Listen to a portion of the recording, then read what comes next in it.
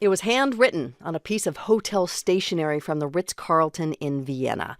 It said, "Get Zelensky to announce that the Biden case will be investigated." Yeah, so this note was written by Lev Parnas, who was working with Rudy Giuliani to advance President Trump's personal political fortunes by using Ukraine. This was part of a trove of messages and other records that Parnas handed over to the House Intelligence Committee. Also included there, text messages illuminating more details about that pressure campaign against the ousted U.S. ambassador to Ukraine, Marie Yovanovitch. Now, all of this comes to light as House Speaker Nancy Pelosi holds a vote today to advance 2 articles of impeachment to the Senate, which is where Democrats have been pushing for more information to come to light. This is Senate Minority Leader Chuck Schumer speaking yesterday. If you want the truth, you have to have witnesses. You have to have documents. Who has ever heard of a trial without witnesses and documents? We've got NPR congressional correspondent Kelsey Snell with us this morning. Hi, Kelsey. Good morning. So a lot to understand about these new documents released by the House Intelligence Committee from Lev Parnas. Can you start off by reminding us who he is? Where does he fit in this landscape? Yeah, Lev Parnas was helping Rudy Giuliani, who is President Trump's attorney, dig up dirt. Parnas was indicted in October on campaign finance violations, and then federal investigators seized documents and electronics and records as part of that whole federal probe. Parnas was recently cleared by a court to provide these documents to Congress, and so he did that. These new materials track with the whole narrative that we already know. That Parnas and Giuliani were working to get the new Ukrainian President Volodymyr Zelensky to investigate Democrats.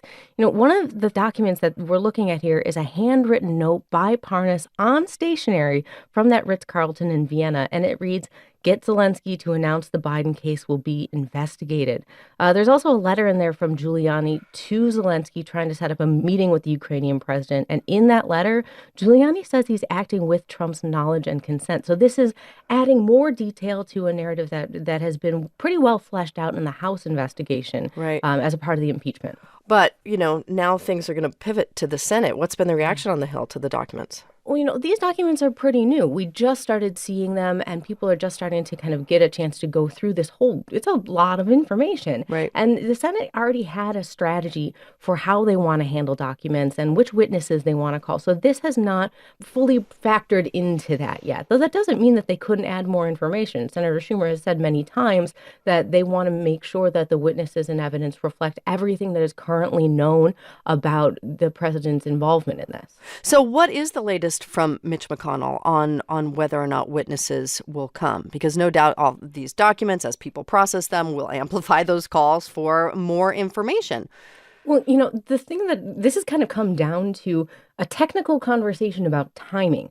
Republicans in the Senate, there are a number of them who say that they are also on board with Democrats who want to bring in witnesses, but they don't want to do it when Democrats want to do it. They don't want to have a witness conversation before this trial gets started. They're saying they would potentially vote for witnesses like, say, former National Security Advisor John Bolton to come and testify, but they want to do it after the White House and the House have presented their case to the Senate and the senators have presented their arguments. And that's something that could take weeks.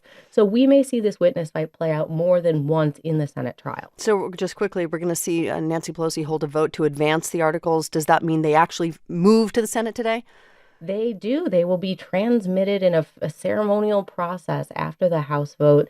They'll be walked in a box from the House floor to the Senate floor, where they'll be received by the Secretary of the Senate, which kicks off this kind of pre-trial housekeeping part of the process. Okay. And we'll see the trial start on Tuesday. All right. NPR's Kelsey Snell. Thank you. Thank you.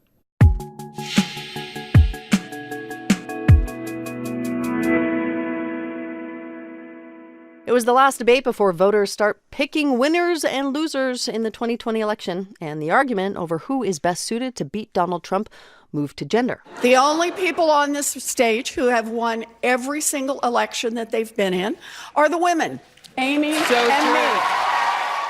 That was Senator Elizabeth Warren of Massachusetts during last night's CNN debate. That debate also addressed foreign policy, really for the first time in any major way, and other topics included race and representation, as well as the new USMCA trade deal.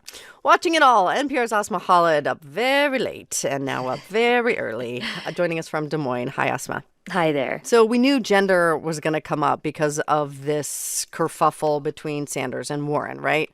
I mean, leading into this debate, there was a news story that had begun to make the rounds that Bernie Sanders had told Elizabeth Warren in a private meeting that they had to discuss the 2020 race that he allegedly did not think a woman could be president.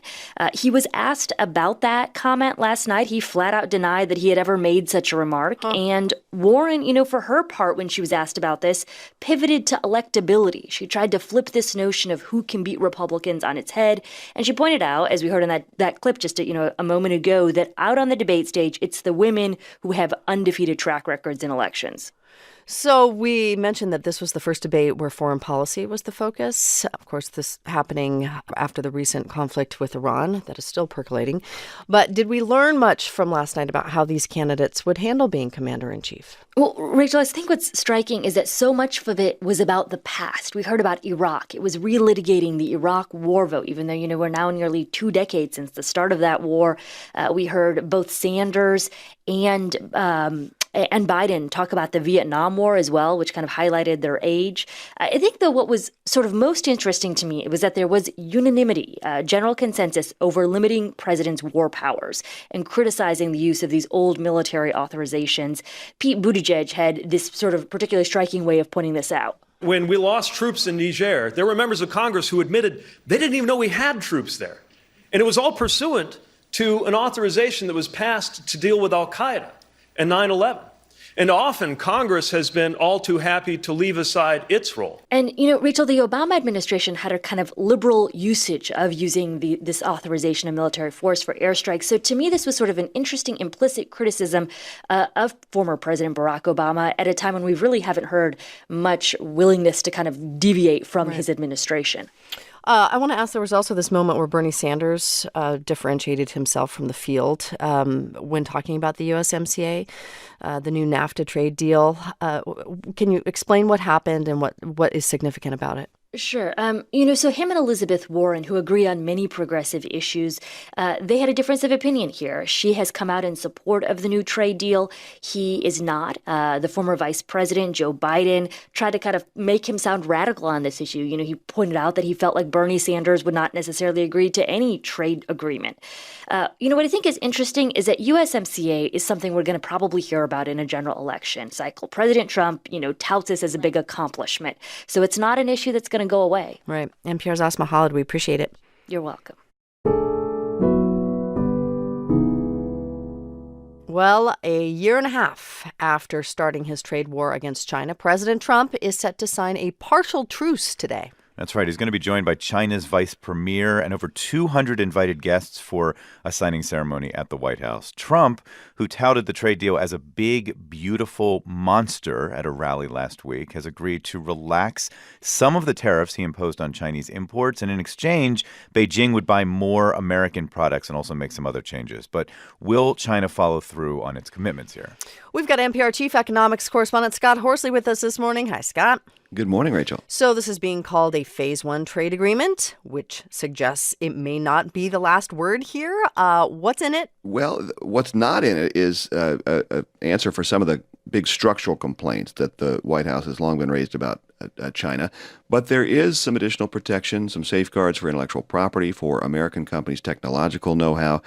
Treasury Secretary Steven Mnuchin talked about this deal on Fox News, and he acknowledged the administration didn't get everything they wanted, but he still characterized this as a victory for President Trump. This is really a historic transaction. Now, it's not everything, and as we've said, there will be a phase 2.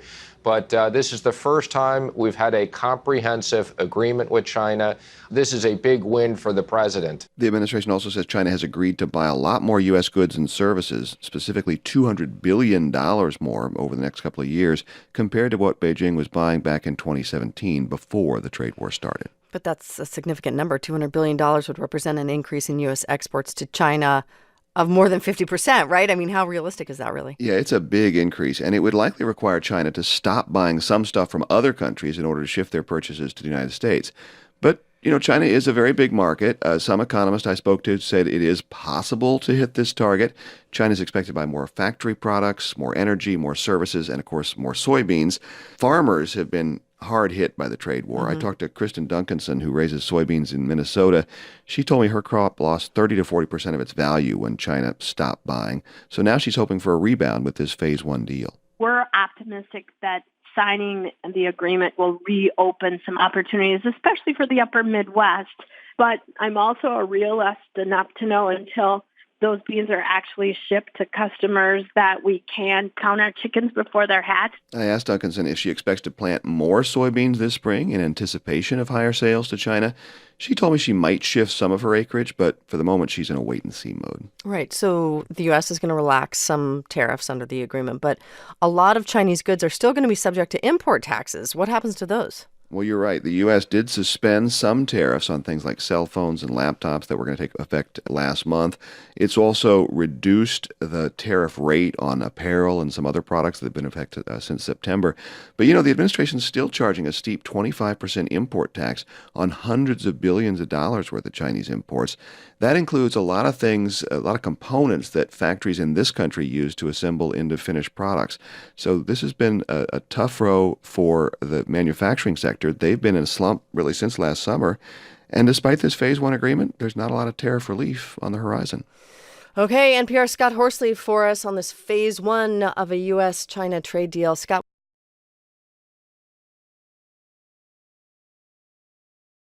So was President Trump in the know about all that was unfolding in Ukraine? Lev Parnas says yes, the Soviet-born businessman is a key figure in the impeachment case against the president. Remember, he is an associate of Trump's personal lawyer, Rudy Giuliani, and Parnas was part of the campaign to pressure Ukraine's government to investigate the Bidens. In an interview with MSNBC's Rachel Maddow that aired last night, Parnas accused President Trump and a number of other high-ranking administration officials of direct involvement in the plot. It was all about Joe Biden, Hunter Biden, and also Rudy had a personal thing with the Manafort stuff, the Black Ledger. Mm-hmm. And that was another thing that they were looking into. But it was never about corruption. Documents and text messages seem to collaborate parts of Parnas' story, but some lawmakers now question his credibility. And let's bring in NPR Justice correspondent Ryan Lucas to unpack this for us. Hey there, Ryan. Good morning. We hear this name, Lev Parnas, a lot, but can you just remind us exactly who he is and why he might be breaking his silence now? Right. So Parnas played a key role in helping Giuliani dig up dirt in Ukraine on Joe Biden. He actively engaged with Ukrainian officials in text messages, met with them in person. Parnas was indicted in October by federal prosecutors in New York on campaign finance charges. Those are not directly related to his work with Giuliani in Ukraine. Parnas has pleaded not guilty to those charges, but he is under a lot of legal pressure. His lawyer has been waging this campaign on social media in which he tries to stress how much he says Parnas knows. His lawyer has said Parnas wants to tell lawmakers what he knows, but his lawyer has, in the past, raised the question of immunity for Parnas in exchange for telling his story. So that would be very tricky to pull off, but it's important to remember that Parnas does have his own motivations here. Okay, so given that, I mean, he does this interview, and we should say what he said, some of it we know is true, some of it are allegations coming from him, but he makes these blunt claims on MSNBC. What exactly is he saying here? So one of the biggest allegations that he makes relates to President Trump and his knowledge or awareness of what Giuliani and Parnas were up to in Ukraine. Here's a bit of what Parnas said. President Trump knew exactly what was going on. He was aware of all of my movements.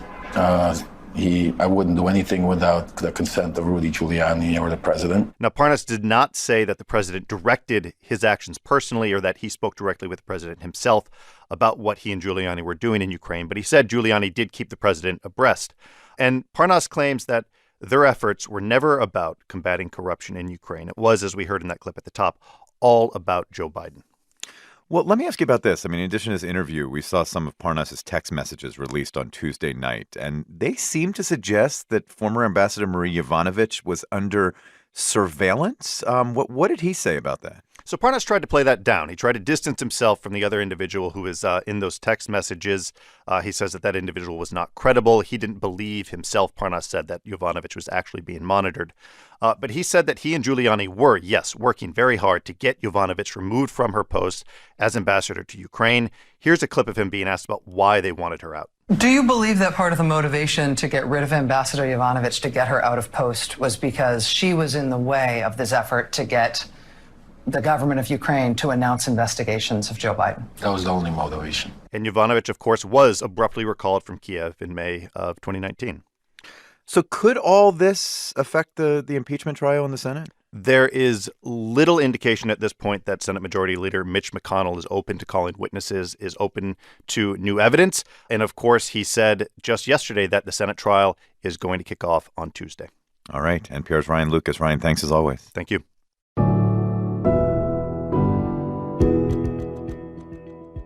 Okay, so China has signed this partial trade deal with the United States after what's been an 18-month trade war between the world's two biggest economies. President Trump and Chinese Vice Premier Liu signed the, quote, Phase 1 deal during a White House ceremony yesterday. Both sides promise stronger protections against economic misbehavior, like currency manipulation and technology theft.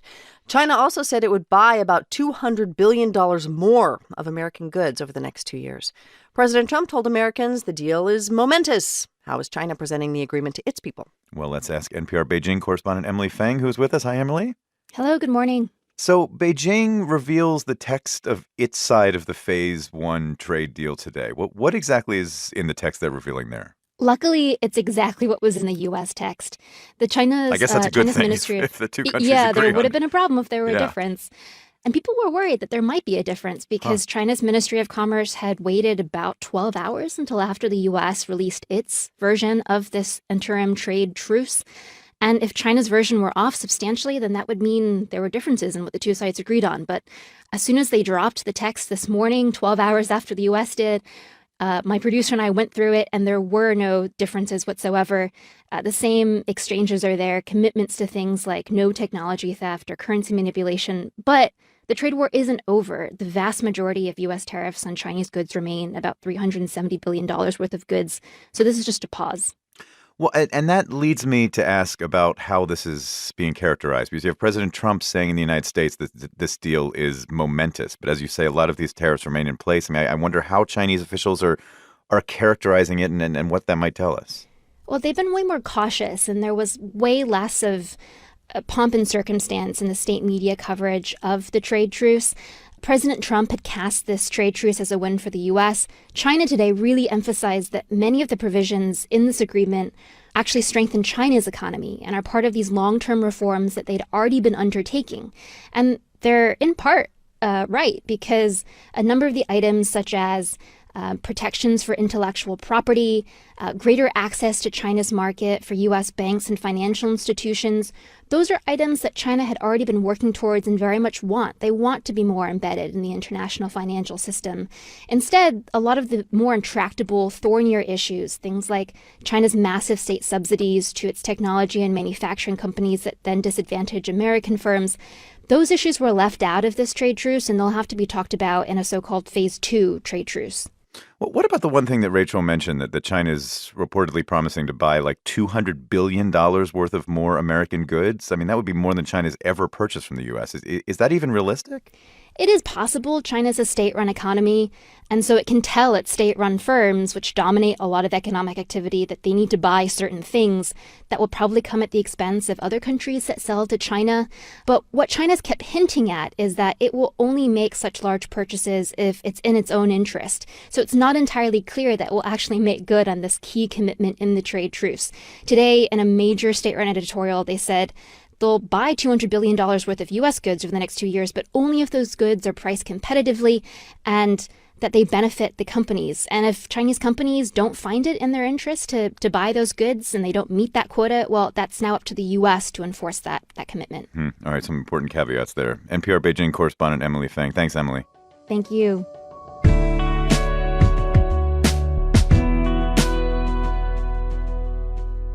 All right, let's go now to Russia, where there is a new prime minister. Right. And by itself, that might not seem like a big deal. But when it comes to the Kremlin, there's often a subtext, right? And in this case, it has to do with the tenure of President Vladimir Putin. Right. Let's check in with our own resident Kremlin watcher, NPR's Lucian Kim in Moscow. Hi, Lucian.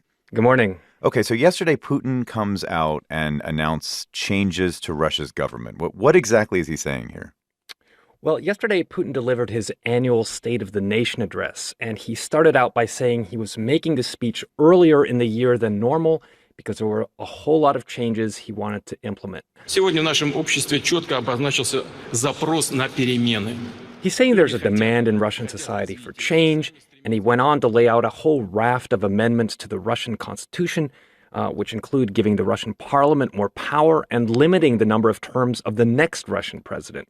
Analysts are already saying this is the end of what Russians call the country's super presidential form of government. Just a few hours later, the whole Russian cabinet, led by Prime Minister Dmitry Medvedev, unexpectedly resigned. And if that wasn't surprising enough, Putin then nominated the head of the tax service as the new prime minister. His name is Mikhail Mishustin, and he's not at all a household name. Okay, so this all sounds very complicated, as often is the case with political moves in Russia. So that's what Putin did. Talk about his motivation. What's up here? Well, yeah, it looks like the news here is the Russian government resigns, but I think the real news is Putin lays the groundwork for staying in power indefinitely. Let's remember that Putin has been in power for 20 years. And his biggest conundrum is how to stay in power after 2024 when his current presidential term runs out. So what happened yesterday gives us some really important hints on how he plans to solve this problem. First of all, by dumping the current cabinet, he's responding to dissatisfaction among Russians about a sluggish economy. He's getting rid of a very unpopular prime minister. And more long-term, Putin is signaling with these constitutional changes that he does not plan to stay in the office of president indefinitely. That's why he's ready to curb these presidential powers. Very significant is that one of the constitutional changes he wants to make is strengthening a practically unknown body known as the State Council. There's a lot of speculation that Putin will stay in power now as the head of that State Council, letting him really continue to run Russia from behind the scenes without having to deal with the daily grind of governance. So if the most important leader of the country would now be running something like a state council and would not be president, I mean, it sounds like this could fundamentally change how this country is run, no?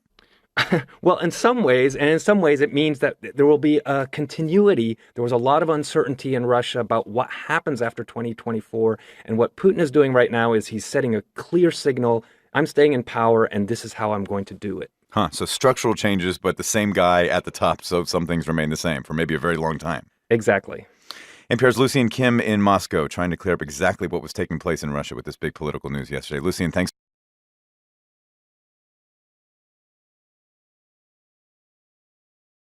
President Trump's defenders often ask a simple question to try to discredit the impeachment. Where, they ask, is the evidence that President Trump did anything illegal with regard to Ukraine? Now, just a reminder here, a president does not have to commit a crime to be impeached. Nevertheless, here's Republican Senator Ted Cruz talking with the Conservative Heritage Foundation last month. They couldn't prove their case. I think it is an admission of almost complete defeat. So the two articles of impeachment, they don't include a single crime. Well, not quite. Yesterday, a nonpartisan federal watchdog ruled that President Trump broke the law by withholding aid to Ukraine. And while the report by the Government Accountability Office is not a criminal indictment, it may well have political implications as the impeachment trial gets underway in the Senate next week. NPR White House reporter Aisha Roscoe is on the line. Good morning, Aisha. Good morning. What is the Government Accountability Office? What do they do? The GAO is an independent agency that works with Congress on oversight, and it's nonpartisan. What did they find exactly with regard to President Trump and what happened with the aid to Ukraine? So this agency was asked to look into the White House's decision to freeze aid for Ukraine over the summer, and it concluded that this hold on aid was illegal because it violated the Impoundment Control Act. This was money that had been appropriated by Congress and signed into law by Trump. So the GAO says the president didn't have the right to unilaterally block that money. Okay, as Rachel said, this is not a criminal indictment, so that's important. But the impeachment trial does start next week in the Senate. How could this report by the GAO affect the trial? Well, Democrats are saying that this strengthens the case for the Senate allowing witnesses and further evidence to be allowed at the trial. I talked to Senator Chris Van Hollen. He asked the GAO to look into this, and he said that, this is a nonpartisan agency saying that the White House broke the law, and that's something that House impeachment managers who will be making the case for impeachment will be able to point to. The White House, though, has rejected the GAO's findings, saying saying that they followed the law. Republican lawmakers so far have stood with the White House, and they haven't really been moved by the report. They say that the president had the right to hold up the money if he was concerned by corruption, and they've downplayed the finding, stressing that point that it isn't criminal. Okay. Ayesha, in the vein of things continuing to emerge before the trial, I want to ask you about Lev Parnas, an associate of Rudy Giuliani. He's been giving interviews this week. On Wednesday, he told Rachel Maddow on MSNBC that President Trump knew what he was doing in Ukraine. Parnas gave another interview last night. What did he say there? Well, he said that he was that when he was working with Rudy Giuliani to help dig up dirt on former Vice President Joe Biden, that he really believed that Biden had engaged in some sort of misconduct.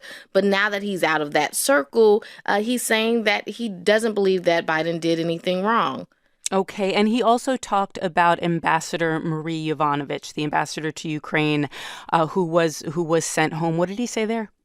Apparently, he's saying that Trump tried to fire her on multiple occasions, but officials wouldn't go through with it until finally they did. But he said on at least 4 or 5 times the president was trying to get her fired.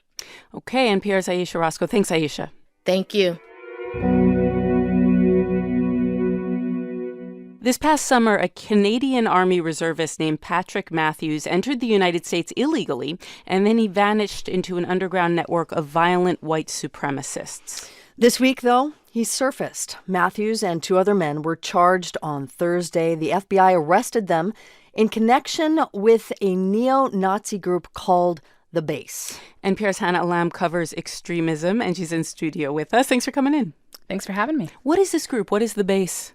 The Base started as an online gathering place for really the extreme of the extreme, neo-Nazis advocating violence to trigger a race war.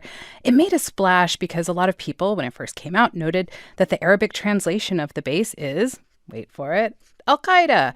So, the first time I heard of this group, I thought, is this a hoax? Are they trolling us with the name? In 2018, Vice News reported that the group was moving from the online world to the physical world, organizing these secret training camps. Then a Canadian newspaper, the Winnipeg Free Press, noticed recruiting posters around town that said, protect your race, join the base. So a reporter there, Ryan Thorpe, goes undercover, infiltrates the group, and says that the recruiter who vetted him in person turned out to be Patrick Matthews. The newspaper published its report in August, and within 3 days, authorities say Matthews crossed the border into the U.S. and went into hiding. Okay, and there are 2 other men arrested with Matthews. Who were they, and what were they arrested for exactly? So the 2 Americans charged in federal court in Maryland are 33-year-old Brian Limley Jr. He'd served as a cavalry scout in the U.S. Army, and the other was 19-year-old William Bilbro IV. All 3 men received, various weapons and other charges. Prosecutors say that the 2 Americans also belong to the base and that they drove some 600 miles from Maryland to Michigan to pick up Matthews and basically hide him all these months. Oh, that's interesting. Law enforcement officials are saying that these arrests are particularly significant. What are they arguing? Well, federal agencies get a lot of criticism about the, by now, well-documented disparity in how the justice system deals with, say, Islamist extremists versus how it deals with the far-right and neo-Nazi extremists. And a lot of that is because there is no domestic terrorism statute. So there's a higher bar for making a case against a homegrown extremist. You can't just be a member of a hate group. That's not enough. There has to be a criminal act for a charge. Federal agents do push back on this idea of a disparity, and they say they are using the same tools that they're using to fight jihadist groups like ISIS. And so in this case, according to the court papers, the suspects' movements were tracked, their phone calls recorded, their chat rooms monitored. And federal agents even staked out a gun range where they say the suspects fired an assault rifle. So this is a case where federal authorities get to say, see, we do take these violent racists seriously. We do investigate these cells with, the same rigor as they'd bring to a jihadist case. Let me ask you about an event coming up in a couple of days. There will be a pro-gun rally in Virginia. It has been reported that militias are coming, that some extremist groups might show up, in addition to people who are there just because they like to target shoot or they are gun owners. Right. Is there any link between that rally that has many people worried and these arrests? A law enforcement official told our NPR colleague Ryan Lucas that the suspects had discussed going to Richmond. I don't know what that means as far as actual plans. We do know that there are several groups of concern to law enforcement that do plan to go. The governor has already declared a state of emergency, quoting a credible threat. We don't know the nature of that threat. And in any case, whether the timing is coincidental or not, a big arrest like this days before the rally sends a message to extremists that authorities are watching. Okay, NPR's Hannah Lem, thanks so much. Thank you.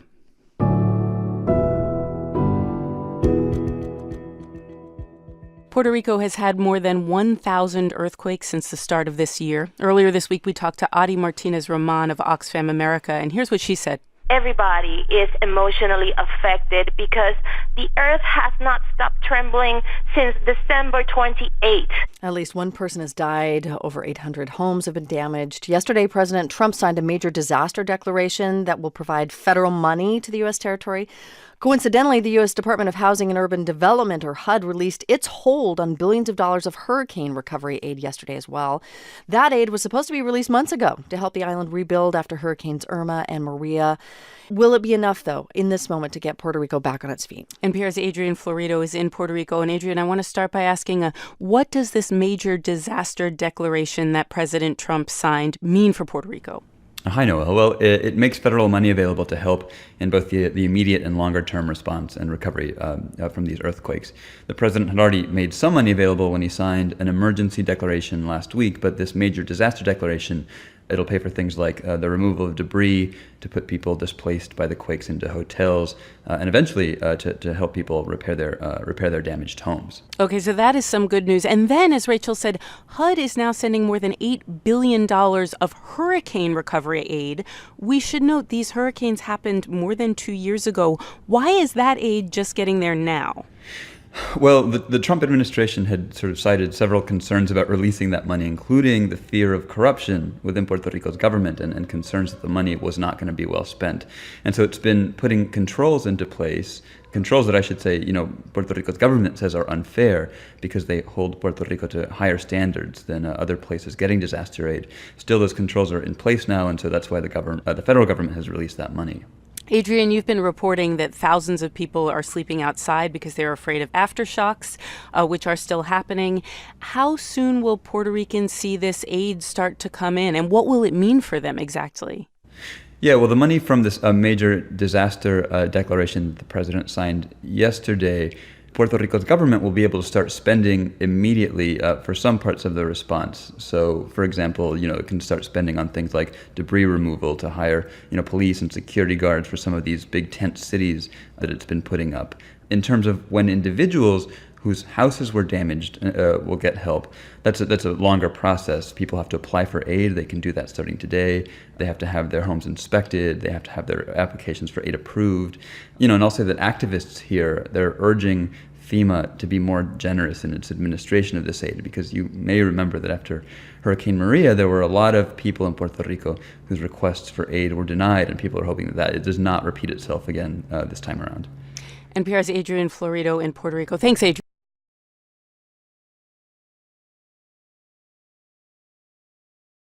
So pretty big week in Washington, D.C., with a Senate impeachment trial beginning tomorrow. That's right. Senators will open the trial with a discussion of its rules.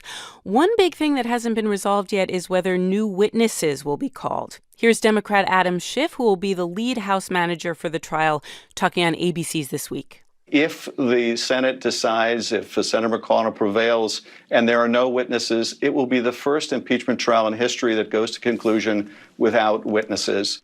Okay, one of many people who will be following all this week, NPR White House correspondent Tamara Keith, who joins us this morning. Hi, Tam. Good morning. Okay, so we're starting to get a preview of what these arguments will be. We had this 111-page brief from the House impeachment managers, and then we have President Trump's legal team releasing a memo. Let's start with the White House. Right. So this is what they call an answer. There will be a longer brief that comes from the White House later today. But in the answer, they argue that the articles of impeachment submitted by House Democrats are, quote, a dangerous attack on the right of the American people to freely choose their president.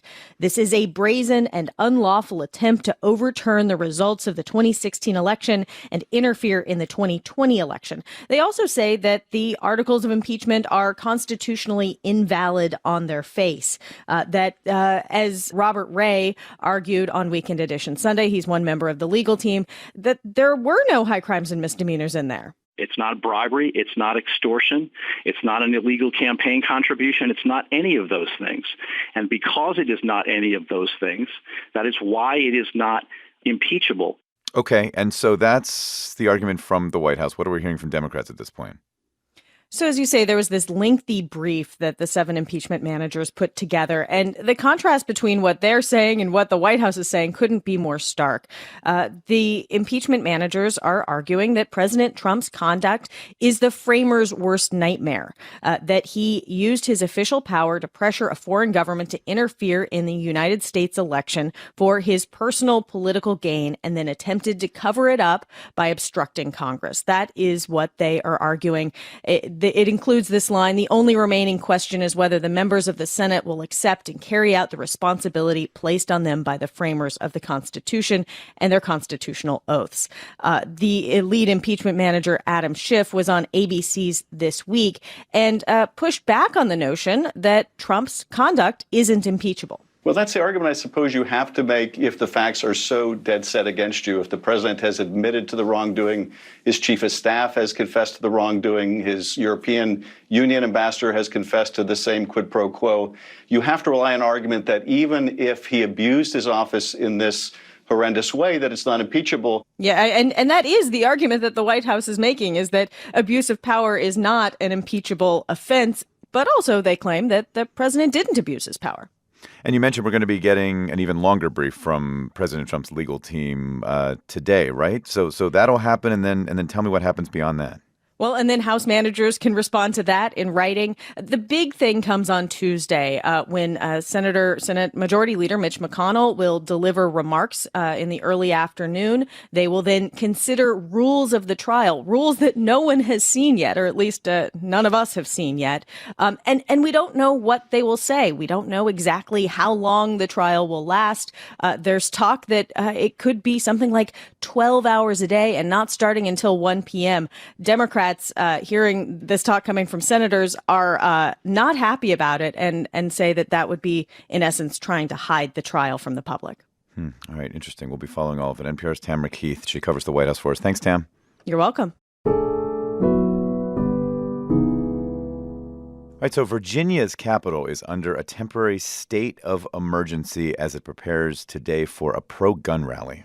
Yeah, and it's worth noting that this rally is an annual event. Thousands of gun rights advocates are expected to be there.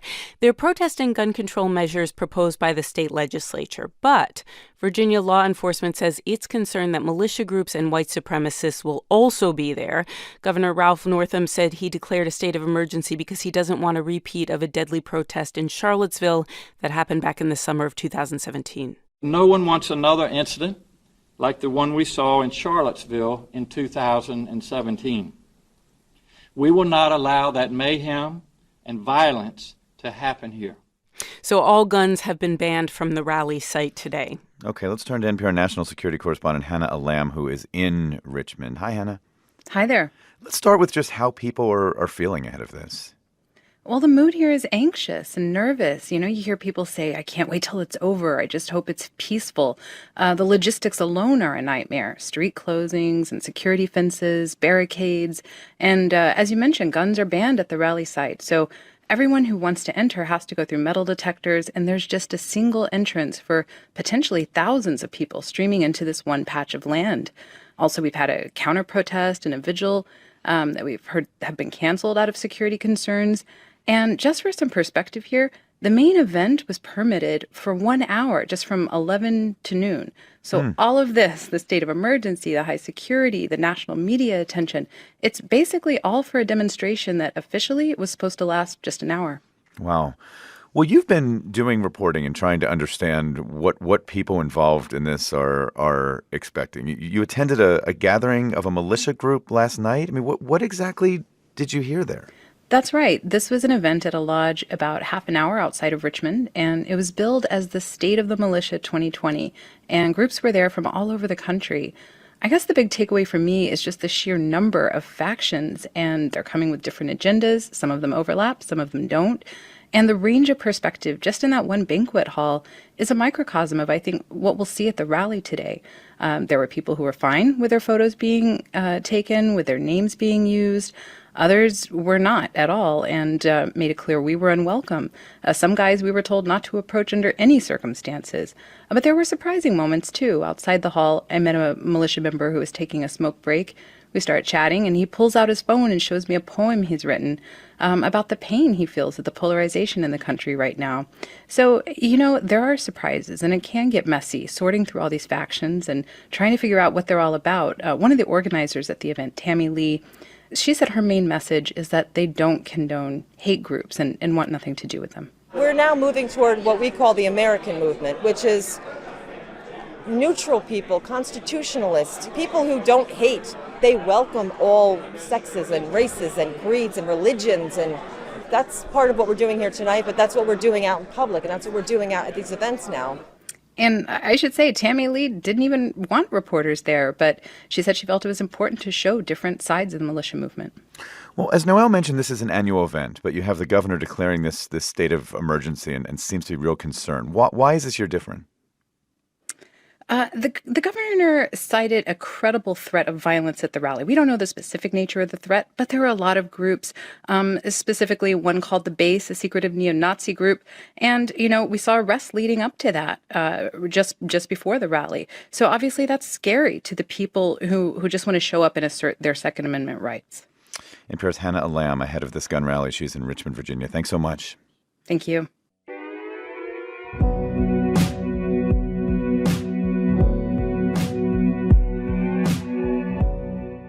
Okay, so Prince Harry has now broken his silence about leaving the royal family, or the firm, as it's known in Britain. The decision that I have made for my wife and I to step back is not one I made lightly.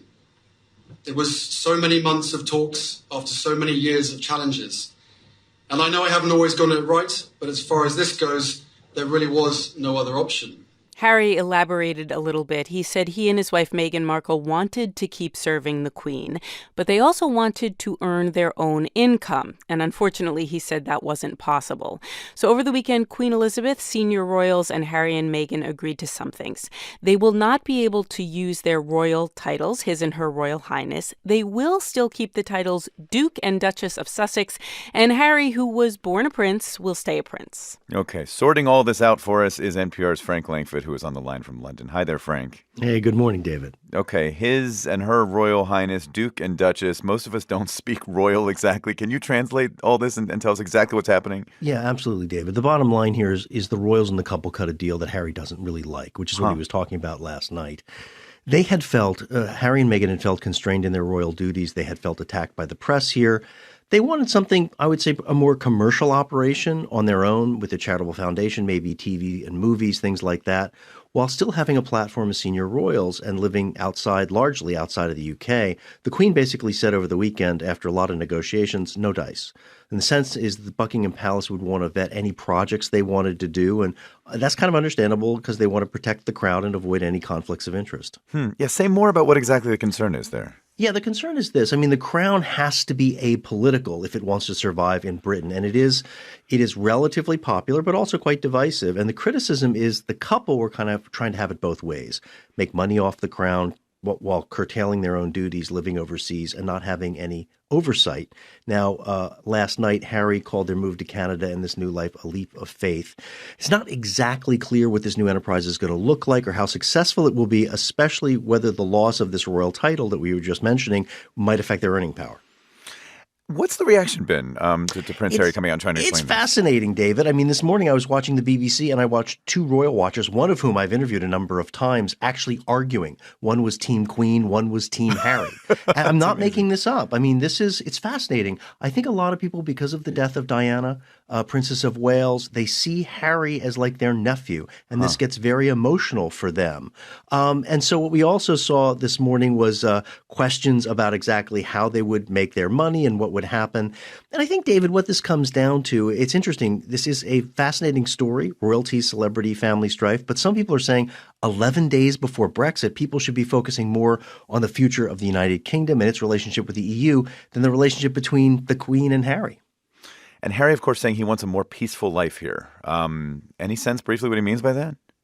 Yeah, I think that he wants to get away from the tabloids. He and his wife feel totally victimized by the British tabloids here. NPR's Frank Langfitt in London. Frank, thanks so much.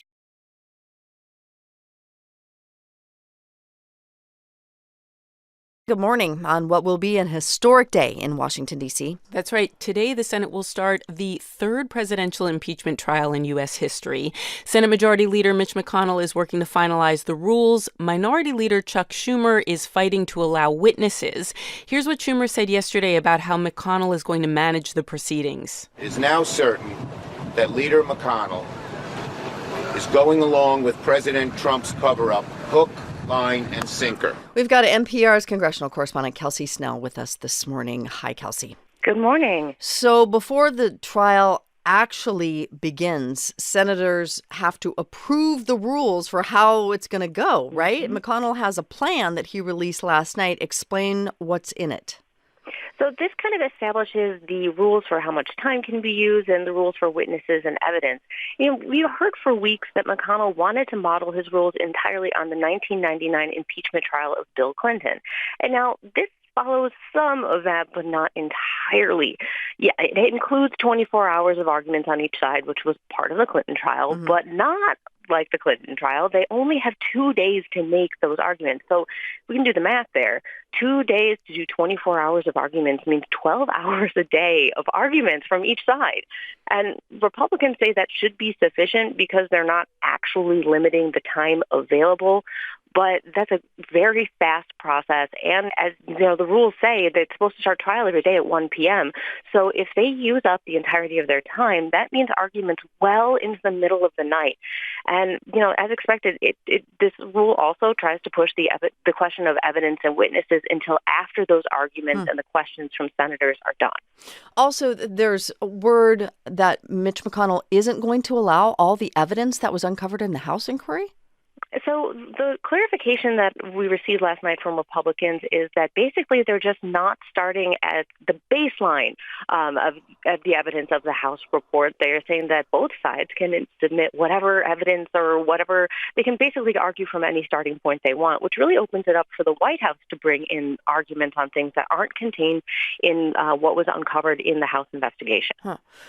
So Democrats, we heard that clip from Chuck Schumer. Democrats are not happy with how McConnell is formatting these proceedings. Do they have any leverage to change these rules?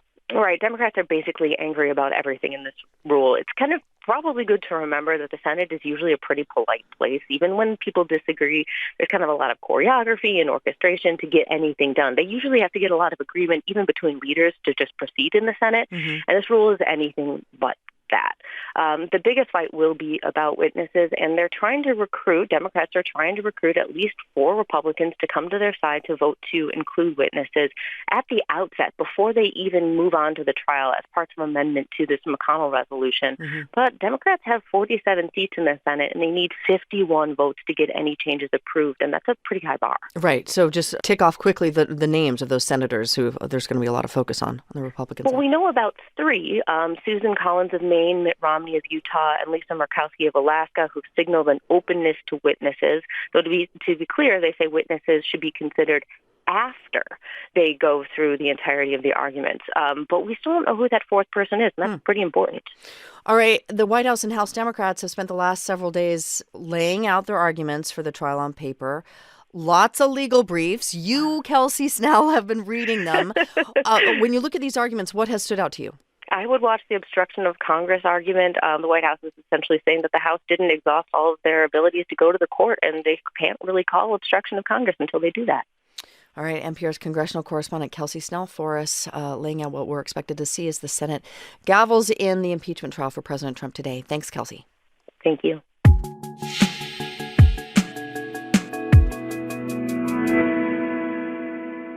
Okay, airports in big cities, including New York, San Francisco, LA, they are all screening passengers for a potentially life-threatening new virus strain. That's right. Health officials think the coronavirus strain originated in the Chinese city of Wuhan.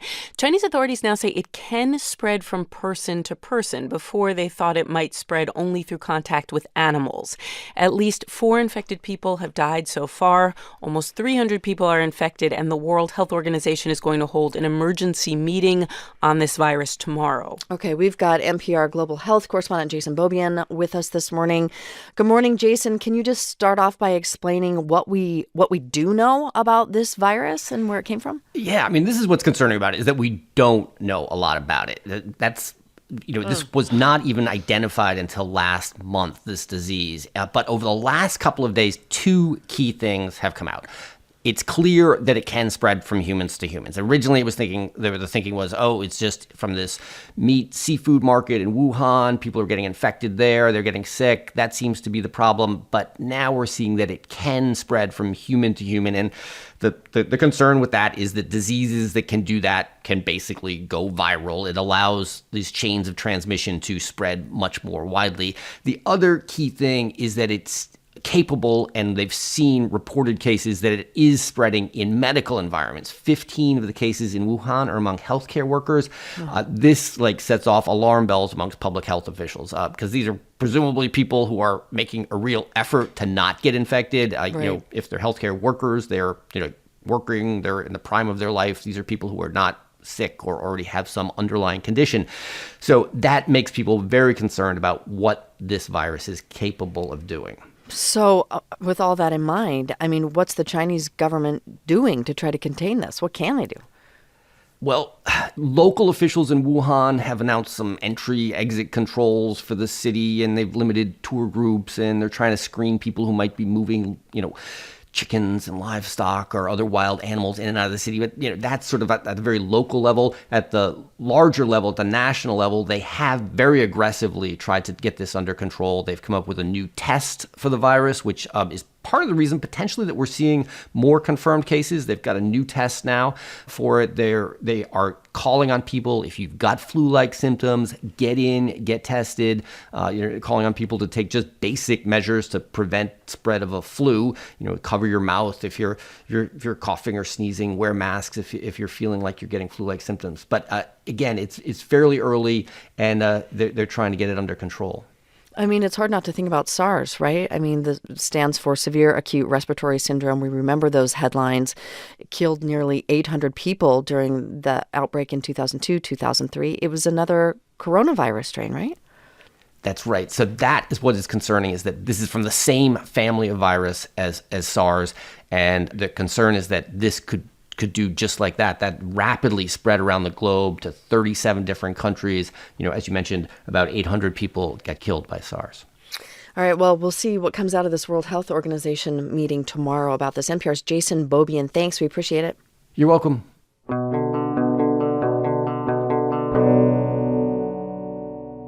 Okay, so the Taal volcano in the Philippines that you've probably heard about is still very unstable. Yeah, that's right. Since January 12th, there's been this ongoing eruption of ash and steam and lava flows that has displaced hundreds of thousands of Filipinos. Now, scientists say this intense seismic activity indicates that magma is shifting underneath the volcano, and they're warning that a violent eruption is possible. NPR's Julie McCarthy got on a Philippines Air Force helicopter this morning and, as a result, got a very close view of the volcano. She's here with us this morning to tell us what she saw. Hi, Julie.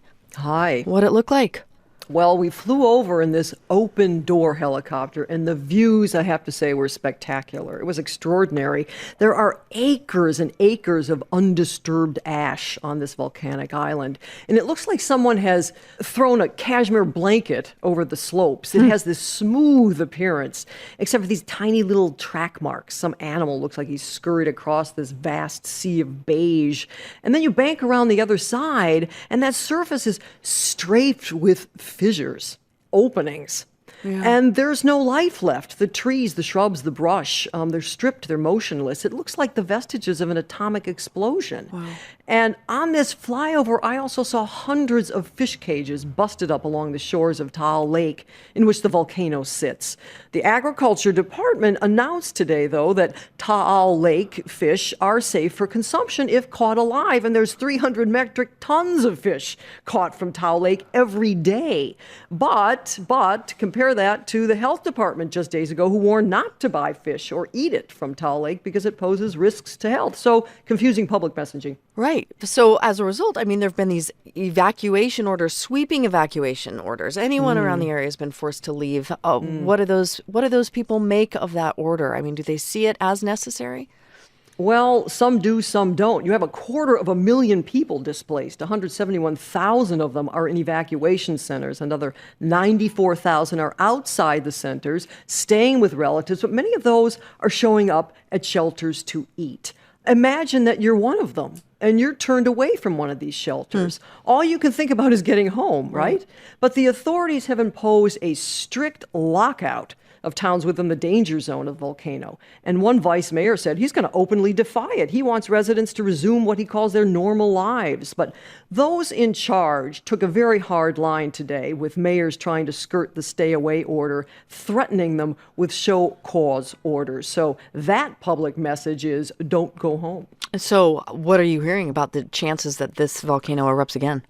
Well, the scientists are monitoring the volcano, saying that Taal is swelling. Northeast corner of it has sunk. The landscape is changing. And I asked one geologist surveying the shorelines of Taal Lake what he thought. And he said he was extremely worried. He saw deformities, and there was certainly the possibility of a major eruption. Okay, NPR's Julie McCarthy reporting from the Philippines on the volcano, its eruption, and the aftermath. Thanks.